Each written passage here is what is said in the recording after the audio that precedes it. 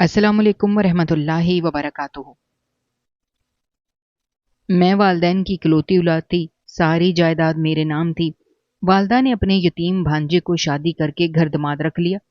अचानक मेरे वालदैन बीमार हुए और चंद रोज में वफात कर गए। मैं दिन रात रोती रहती। मेरा शौहर मुझे जबरदस्ती रात को दूध पिला देता, जिसको पीकर मैं फौरन सो जाती। वो मेरा बहुत ख्याल रखता था। मैं दिन ब दिन कमजोर होती जा रही थी। एक दिन बूढ़ी मुलाजमा ने मुझको दूध के साथ एक पर्ची लिख कर दी, जिसको पढ़कर मेरे कदमों के नीचे से जमीन निकल गई। मैं जैसे ही आंख बंद करके लेटी, मेरे शौहर के साथ कोई और भी। कुछ दिन से मेरे घर में कुछ अजीब हो रहा था। मेरे शौहर की हरकतें मशकूक हो गई थीं। जैसे ही रात होती, कमरे में अजीब सा तमाशा शुरू हो जाता, जो मुझे समझ नहीं आता था। लेकिन आज मैं आंखें खोले इंतजार कर रही थी कि देखती हूं क्या होता है। और वही हुआ। मुझे रोज होता था। फर्क सिर्फ इतना था कि आज मैं सब कुछ देख रही थी। और जैसे ही मैंने देखा कि मैं और मेरा शौहर कमरे में आए, तो हम दोनों के अलावा कमरे में कोई और भी था, जिसने सबसे पहले मेरे शौहर का। कहते हैं कि बेटियां तो सिर्फ अपने बाप से मोहब्बत करती हैं, बेटियों को बाप के साथ ज्यादा दोस्ती होती है। मेरे मामले में भी ऐसे ही था। मैं अपने माँ बाप की इकलौती औलाद थी। सारी जायदाद मेरे नाम थी। बाबा मुझसे बहुत मोहब्बत करते थे। हर बात में मेरा साथ देते थे। मुझे हर खुशी देने की कोशिश करते थे। मेरे लिए सब कुछ बेहतरीन होता था। स्कूल, कॉलेज, यूनिवर्सिटी, हर जगह मेरे लिए चमकता हुआ रास्ता चुना जाता था। मेरी जिदें मेरी ख्वाहिशें, मेरी नाराजगियां, सब कुछ बाबा के दिल पर नक्श हो जाती थी। जबकि माँ हमेशा से थोड़ी सख्त मिजाज थी। वो मुझे रोकती टोकती रहती थी। मुझे अच्छा नहीं लगता था जब वो मेरी पसंदीदा चीजों पर पाबंदी लगाती। कभी कपड़ों पर, कभी बाहर जाने पर, कभी किसी दोस्त के साथ ताल्लुक पर। उनके चेहरे पर हमेशा एक तनकीदी तासुर रहता था, जैसे मैं उनकी अपनी नहीं किसी दुश्मन की बेटी हूं। एक दिन मेरे सब्र का पैमाना लबरेज हो गया। मैंने उन्हें कह दिया कि मुझे तो ऐसा लगता है कि आप मेरी सौतेली माँ हैं। और वो चुप हो गई। ना उन्होंने गुस्सा किया, ना कुछ कहा, बस खामोश रहीं, जैसे उनके दिल को कोई चोट लगी हो, जैसे किसी ने उनके सीने में तीर मार दिया हो। मुझे फौरन एहसास हुआ कि मैं हद से बढ़ गई हूं। फिर मैंने उनसे माफी मांग ली, मगर उन्होंने कोई खास रद्द अमल नहीं दिया। नाराजी, नरमी, बस एक पत्थर की तरह खामोश रहीं। और वो चुप रहीं, जैसे मैं उनके लिए मायने नहीं रखती। बाबा ने सुना तो मुझे गले लगा लिया और कहा, मेरी बेटी कभी गलत हो ही नहीं सकती। बाबा मेरे लिए सब कुछ थे। उनके बगैर कुछ भी अधूरा लगता था। जब मेरी शादी की बात शुरू हुई, मेरे लिए एक से एक अच्छे रिश्ते आ रहे थे। कोई बैरून मुल्क से आ रहा था, कोई बड़े बिजनेसमैन का बेटा था, कोई सियासतदान का नवासा। मगर मेरी माँ को अपने भांजे जफर का ख्याल आया। उन्होंने बाबा से कहा कि जफर बहुत अच्छा लड़का है, यतीम है मगर शरीफ है। हालात ने उसे बहुत कुछ सिखा दिया है। वो मेरी बहन का बेटा है। हम उसे अपने घर दामाद बना लेंगे, तो हमें बेटी को रुखसत भी नहीं करना पड़ेगा। बाबा ने पहले तो इनकार किया और कहा कि वो कोई काम धंधा नहीं करता और न ही खानदान का म्यार का है। लेकिन मां की जिद और चालाकी ने अपना काम कर दिखाया। मां ने कहा, हमें बेटी को रुखसत नहीं करना पड़ेगा, वो हमारे साथ ही रहेगा। बाबा की सबसे बड़ी कमजोरी मैं थी, और जब उन्हें लगा कि मुझे उनसे दूर नहीं होना पड़ेगा, तो वो मान गए। उन्होंने कहा कि बेटी की जुदाई बर्दाश्त नहीं कर सकता, और अगर वो हमारे ही घर रहेगी तो बेहतर है कि जफर ने भी फौरन हाँ कर दी। शायद उसे भी किसी ऐसे ही मौके की तलाश थी जहां वो बगैर मेहनत के एक बड़ी जायदाद का हिस्सेदार बन जाए और एक आसूदा जिंदगी गुजारे। शादी की तैयारियां शुरू हो गईं। बाबा ने कोई कसर न छोड़ी। हर चीज मेरी पसंद की थी। जोड़ा, जेवर, सामान, हर चीज मेरे ख्वाबों से बढ़कर था। मेहंदी के दिन बाबा की आंखें बार बार नम हो जाती और वो छुपाते छुपाते रोते थे। मैं हैरान थी कि वो क्यों रोते हैं। मैं तो कहीं जा ही नहीं रही, मैं तो उनके पास ही रहूंगी। मैं बार बार कहती कि बाबा, मैं तो आपके साथ ही हूं, फिर क्यों रोते हैं। वो कहते थे, बस बेटी, तू समझ नहीं सकती मेरे दिल की कैफियत اور ماں اس سارے منظر میں جیسے ایک تماشائی تھی. انہیں کوئی جذباتی لمحہ چھو نہیں رہا تھا، نہ ہی ان کے چہرے پر کوئی فکر نظر آتی تھی، نہ خوشی نہ غم، جیسے ان کے لیے یہ سب محض ایک رسم ہو. شادی کا دن آیا تو گھر میں خوب رونق تھی. رشتے دار، دوست، احباب سب آئے ہوئے تھے. ہر کوئی تعریفیں کر رہا تھا کہ کیسے بابا نے اپنی اکلوتی بیٹی کی شادی کو ایک یادگار موقع بنا دیا. ظفر بھی بہت خوش نظر آ رہا تھا، جیسے وہ اپنی قسمت پر یقین نہیں کر پا رہا ہو کہ وہ اتنی دولت، خوبصورت بیوی اور اتنا آرام ایک ہی دن میں پا گیا. نکاح کے وقت بابا کی آواز کانپ رہی تھی. جب انہوں نے میرا ہاتھ ظفر کے ہاتھ میں دیا، ان کے ہاتھ مسلسل لرز رہے تھے، آنکھوں سے آنسو رک نہیں رہے تھے. انہوں نے میرے سر پر ہاتھ رکھا اور صرف اتنا کہا کہ بیٹی خوش رہنا اور کبھی مجھے بھول نہ جانا. شادی کے بعد میں وہیں اسی گھر میں تھی، لیکن ماحول بدل چکا تھا. میں کمرے میں اب ایک اور شخص بھی تھا جو شوہر کہلانے کے لائق تو تھا، مگر میرے دل میں اس کے لیے کوئی خاص جذبات نہیں تھے. مجھے اس سے کوئی محبت نہیں تھی، نہ ہی کوئی انسیت. لیکن میں نے خود کو سمجھایا کہ ماں باپ کے فیصلوں میں ہی برکت ہوتی ہے. اس نے بھی شروعات میں کافی اچھا برتاؤ کیا، ہر وقت میرے قریب رہنے کی کوشش کرتا، میری باتوں میں دلچسپی لیتا، میری پسند ناپسند جاننے کی کوشش کرتا.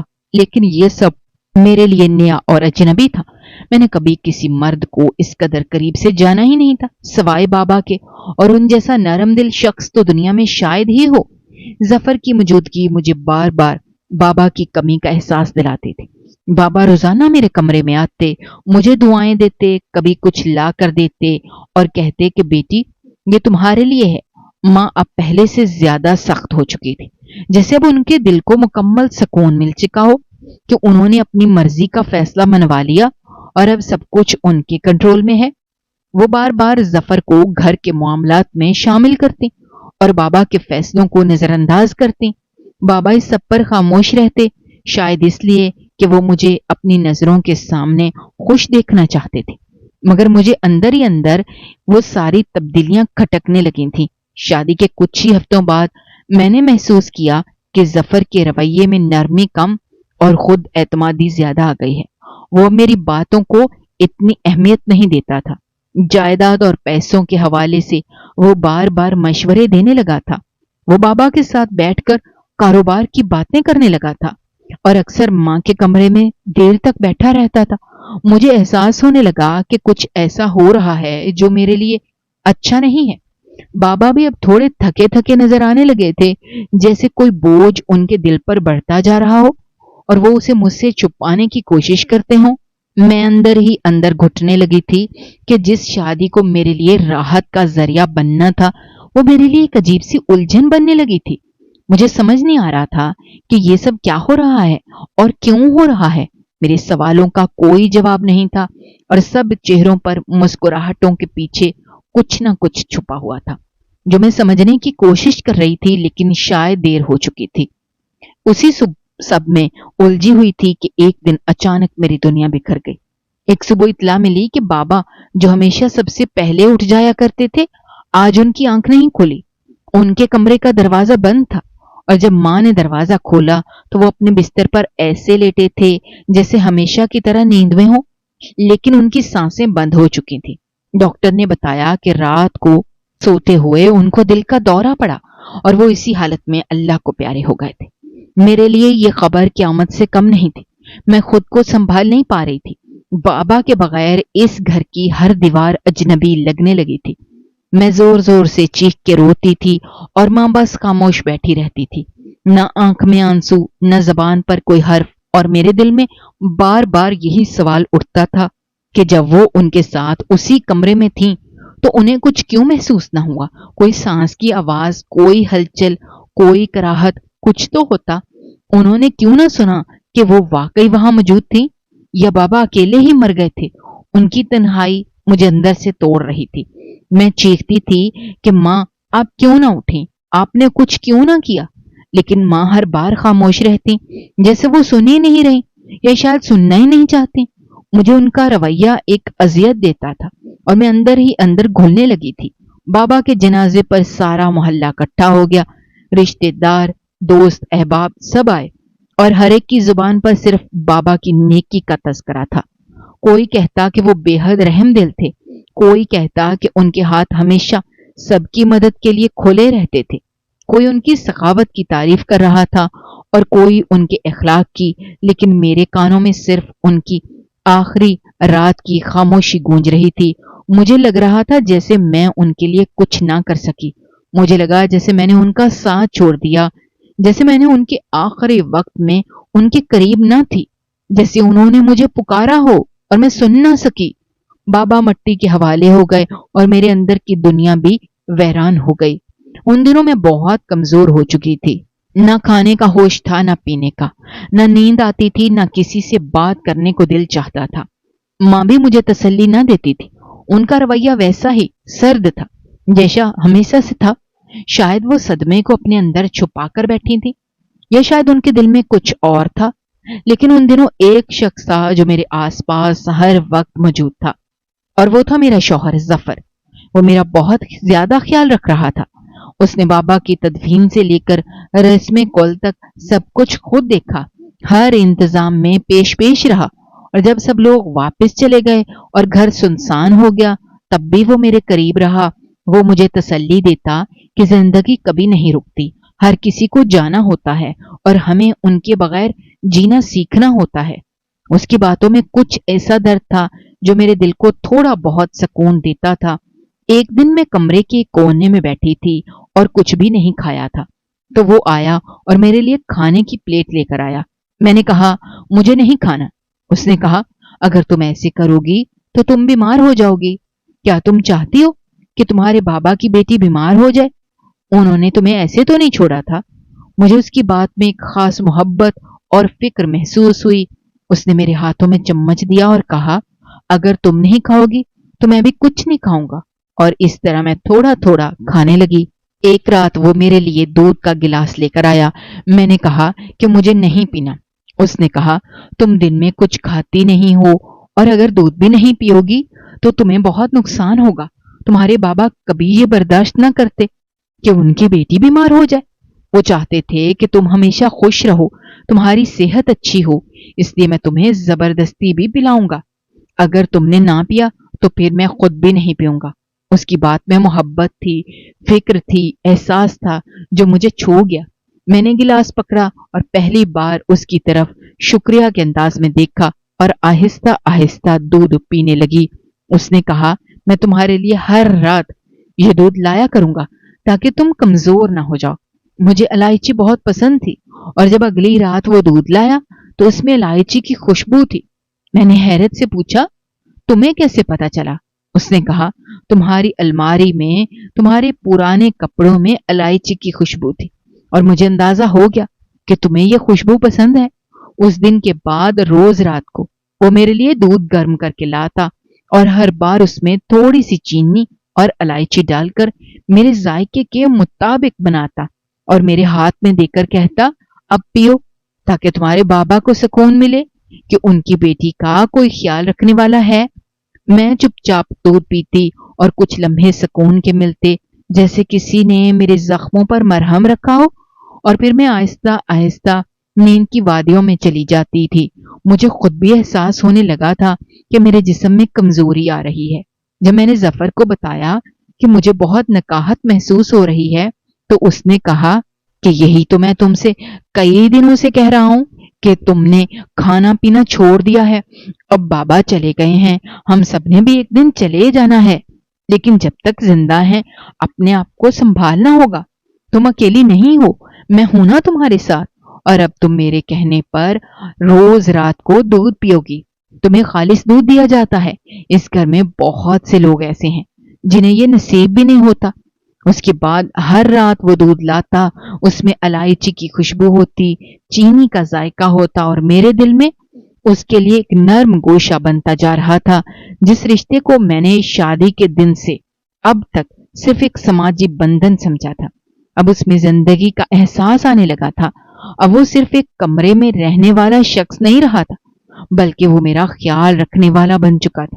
وہ شخص جس نے میرے بابا کے بعد پہلی بار مجھے یہ محسوس کروایا تھا کہ میں اکیلی نہیں ہوں، اس کا رویہ دن بدن اور بہتر ہوتا جا رہا تھا۔ اس کے لہجے میں نرمی تھی، آنکھوں میں سچائی تھی، اور دل میں وہ اپنائیت جو ہر عورت اپنے شریک حیات میں چاہتی ہے۔ میں نے کبھی اسے شوہر کے روپ میں سوچا نہیں تھا، لیکن اب وہ صرف ظفر نہیں تھا، اب وہ میرا ساتھ دینے والا، میرا ہمسفر بننے لگا تھا۔ بابا صحیح کہتے تھے کہ یہ شخص تم سے بہت محبت کرے گا، تمہارا بہت خیال رکھے گا، اور وہ اکثر یہ بھی کہتے تھے کہ کچھ لوگ اپنی محبت الفاظ سے نہیں بلکہ عمل سے ظاہر کرتے ہیں۔ میں بھی یہی سمجھنے لگی تھی کہ چاہے اس کے پیچھے کوئی بھی وجہ ہو، ظفر نے میرے دکھ میں میرا ساتھ دیا تھا۔ بابا کی جدائی کے بعد جو خلا میرے دل میں پیدا ہوا تھا، اس خلا کو کسی حد تک اس نے اپنی موجودگی سے کم کرنے کی کوشش کی تھی۔ رات کو دودھ دینا، صبح میرے لیے ناشتہ رکھنا، دوپہر کو میرے سونے کا وقت دیکھنا، یہ سب وہ چھوٹی چھوٹی باتیں تھیں جن سے مجھے لگتا تھا کہ بابا اب بھی میرے آس پاس موجود ہیں۔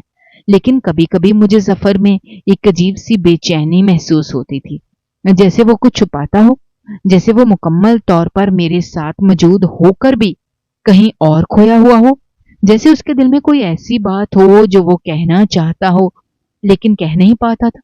وہ میری ماں کے ساتھ بھی بہت زیادہ وقت گزارنے لگا تھا، اور جب وہ دونوں باتیں کر رہے ہوتے تو اگر میں کمرے میں چلی جاتی تو ایک لمحے کے لیے خاموشی چھا جاتی، پھر وہ بات بدل دیتے۔ ایک دن ایسا ہوا کہ میں تھوڑی دیر کے لیے گھر میں اکیلی رہ گئی۔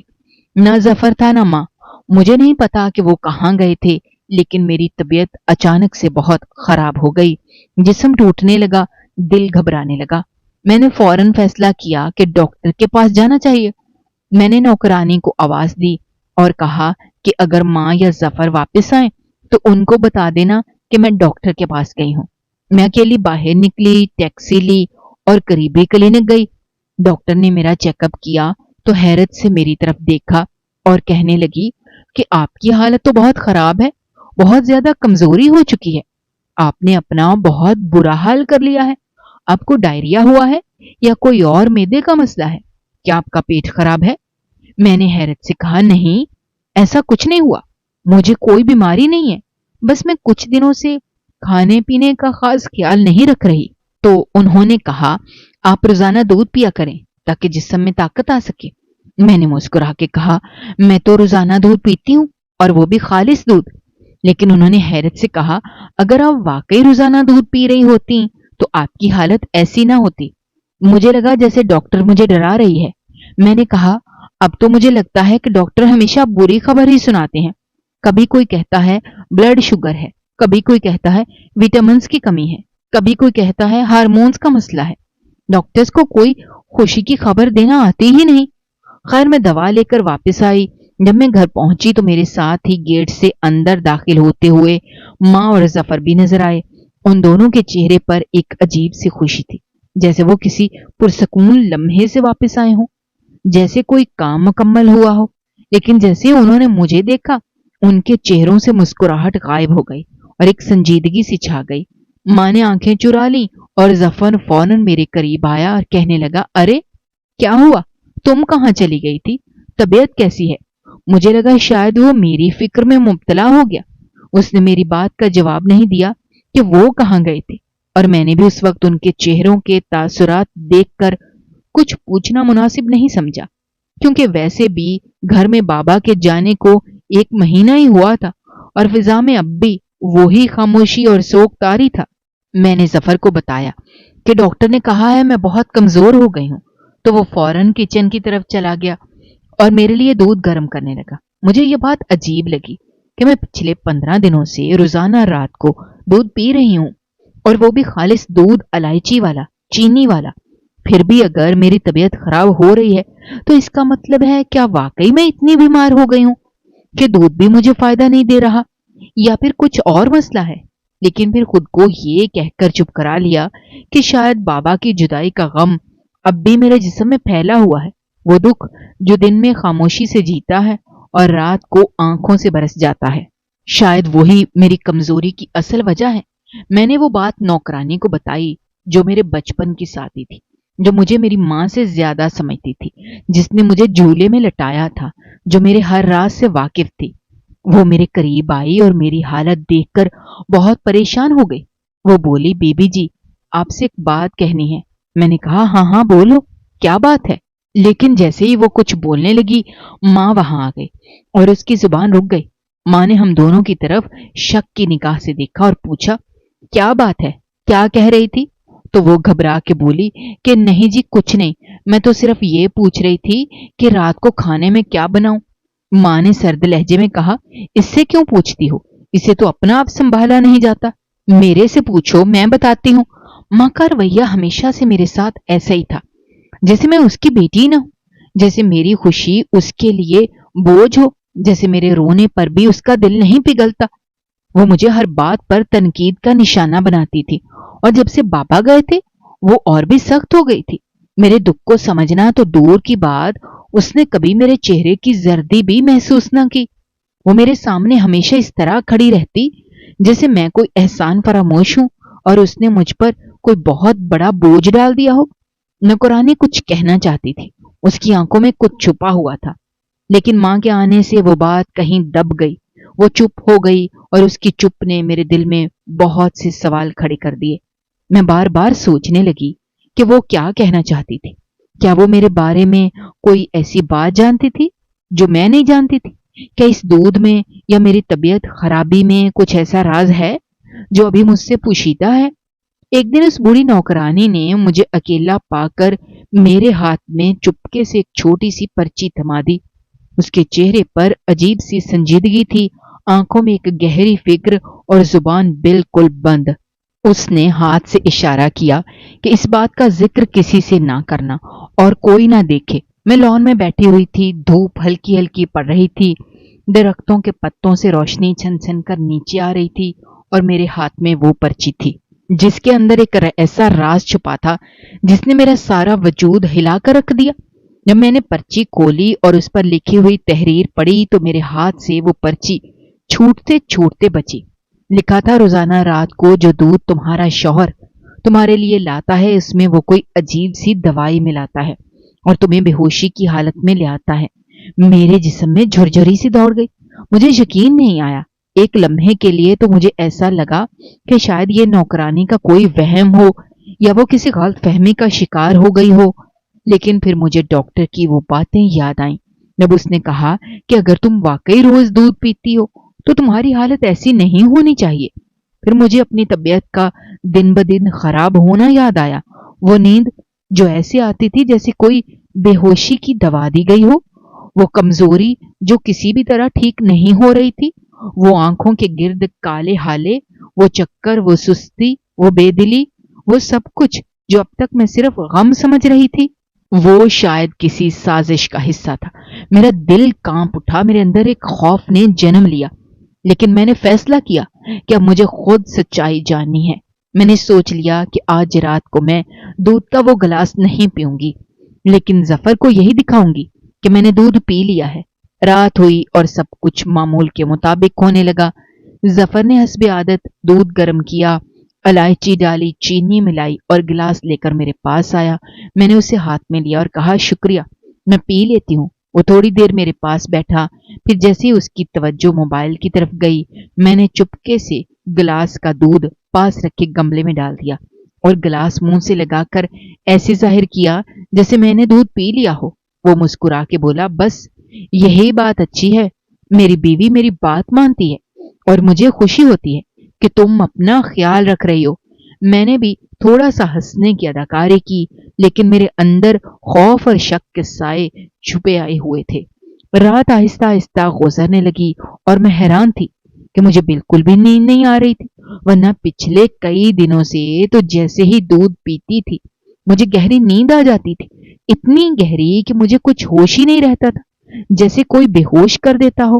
اور آج جب میں نے وہ دودھ نہ پیا تو میرا دماغ بالکل صاف تھا، میری آنکھیں کھلی تھی اور میں ہر چھوٹی سے چھوٹی آواز سن پا رہی تھی۔ ظفر کمرے میں آیا، بستر پر لیٹا، کچھ دیر موبائل میں مصروف رہا، پھر آہستہ آہستہ موبائل ایک طرف رکھا اور ایسے لیٹ گیا جیسے وہ سونے کی تیاری کر رہا ہو۔ میں آنکھیں بند کیے لیٹی رہی، لیکن میرے دل کی دھڑکن تیز تھی۔ میں یہ جاننے کے لیے بے قرار تھی کہ آگے کیا ہوتا ہے۔ میں سونے کی اداکاری کر رہی تھی جیسے میں ہر رات کیا کرتی تھی، لیکن اس بار میں پوری طرح جاگ رہی تھی۔ تھوڑی ہی دیر گزری تھی کہ کمرے کا دروازہ کھلا اور اندر میری ماں داخل ہوئی۔ میں نے اپنی پلکوں کی باریک درد سے دیکھا، وہ سیدھی ظفر کے پاس چلی گئیں، اس کے بالکل قریب بیٹھ گئیں۔ ان کے چہرے پر وہی نرم مسکراہٹ تھی جو میں نے کبھی اپنے لیے نہیں دیکھی تھی۔ ان کے لہجے میں وہی نرمی تھی جو میں نے کبھی محسوس نہیں کی تھی، اور اس سے آہستہ آہستہ باتیں کرنے لگیں۔ ان کے لہجے میں ایک عجیب سی رومانٹک مٹھاس تھی۔ ان کی باتیں سن کر میرے دل کی دھڑکن رکنے لگی۔ وہ کہہ رہی تھیں کہ دوائی کا اثر نہیں ہو رہا۔ وہ بھی بڑی سنجیدگی سے کہہ رہا تھا کہ اثر ہو رہا ہے، لیکن آہستہ آہستہ ہوگا نا، جوان جہان لڑکی ہے، اچانک سے تو نہیں مر جائے گی۔ اگر یہ اچانک مر گئی تو لوگ سوال کریں گے کہ اتنی صحت مند لڑکی کو کیا ہوا، اس لیے پہلے یہ بیماری کی حالت میں آئے گی، کمزور ہوگی، چکر آئیں گے، ڈاکٹر بھی یہی کہیں گے کہ کمزوری سے مری ہے۔ پھر جب موت آئے گی تو کسی کو شک نہیں ہوگا۔ اور اس کے باپ کا تو کام آسان تھا، بوڑھا تھا، سب نے مان لیا کہ ہارٹ اٹیک ہوا، لیکن اس کے لیے وقت لگے گا، صبر کرو میری جان۔ یہ سن کر میرے جسم میں جیسے بجلی سی دوڑ گئی۔ میرا دل چاہا کہ اسی وقت چیخ کے سب کو بتا دوں کہ میں سب سن رہی ہوں، لیکن میں بے بسی کے عالم میں لیٹی رہی۔ میری آنکھوں سے آنسو خاموشی سے بہنے لگے۔ مجھے یقین نہیں آ رہا تھا کہ وہ شخص جس نے میری زندگی میں بابا کے بعد تھوڑا سا سہارا دیا تھا، وہی شخص میری جان لینے کے در پہ ہے۔ اور میری ماں جس نے مجھے جنا تھا، جس نے میرے لیے کبھی اپنی جان دینے کا سوچا تھا، وہی عورت میرے خون کی پیاسی ہے۔ مجھے سب کچھ صاف صاف سنائی دے رہا تھا کہ وہ دونوں میرے خلاف کیسے منصوبے بنا رہے ہیں، اور کیسے وہ دونوں میرے بابا کو راستے سے ہٹا چکے ہیں تاکہ ساری جائیداد پر ان کا قبضہ ہو جائے۔